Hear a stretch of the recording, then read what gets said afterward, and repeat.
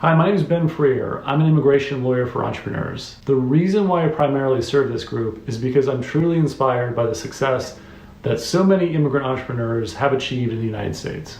Today I'm going to share 3 lessons that I learned from the remarkable story of Tope Awotona, who is the founder of Calendly.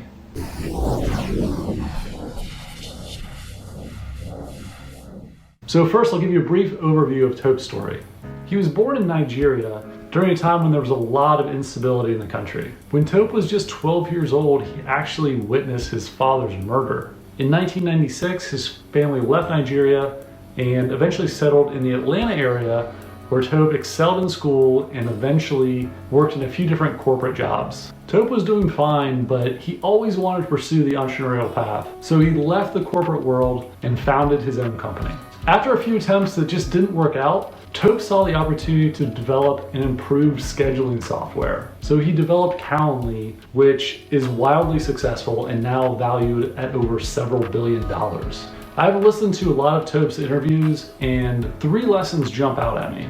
Number 1, it's important for entrepreneurs to be resilient and adaptable. Tope was born and raised in Nigeria during a time that there was a lot of instability and violence in the country. He experienced personal tragedy in part due to the crime and instability in the country. But Tope doesn't appear to be even slightly bitter about growing up in Nigeria. In fact, Tope views this environment as a contributing factor to his success. Growing up in Nigeria gave him agility.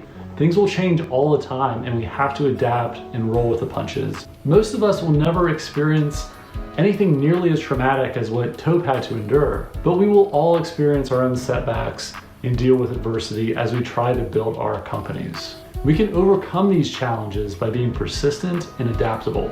As Tope so eloquently stated, you can dwell on all the reasons why you shouldn't do something or why it's going to be harder for you than other people, or you can just go out and do it. Lesson number 2, it's important to be grateful. Tope is someone who seems to be incredibly grateful for the factors that contributed to his success. He has talked at length about how grateful he is for his upbringing and his family and for the values they imparted on him. Tope's father was a risk taker and a hard worker who left a comfortable job as a microbiologist at Unilever to become an entrepreneur. And this example inspired Tope to do the same thing, to blaze his own entrepreneurial path. The third thing I learned from Tope's story is that passion matters when you're trying to develop a business. Tope's first few attempts at building a business didn't work out because he was primarily motivated by money. For example, the first company that Tope attempted was a dating app. Now, he wasn't particularly interested in this space, but he heard the founder of Plenty of Fish made $10 million a year while working about 10 hours a week, so Tope became interested in building a better version. That project fizzled, as did a few others that were primarily conceived as a way to get rich. But when Tope recognized a problem with scheduling software, he got the seedling of an idea that would eventually blossom into Calendly. At the time, none of the scheduling solutions allowed multiple users to share availability. This limitation with the software was personally frustrating to Tope, so he decided to develop a scheduling product that would simply work better.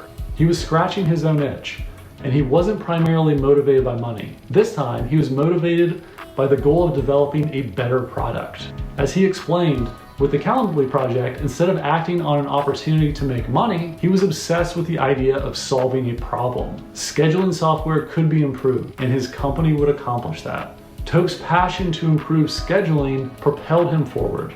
So those are 3 lessons I learned from Tope Awotona's story. I hope you enjoyed this video, and I encourage all of you to learn more about Tope, since he's a remarkable entrepreneur and there are many more lessons to learn from his journey. And if you did enjoy this video, please like it or pass it along. Thanks for your time.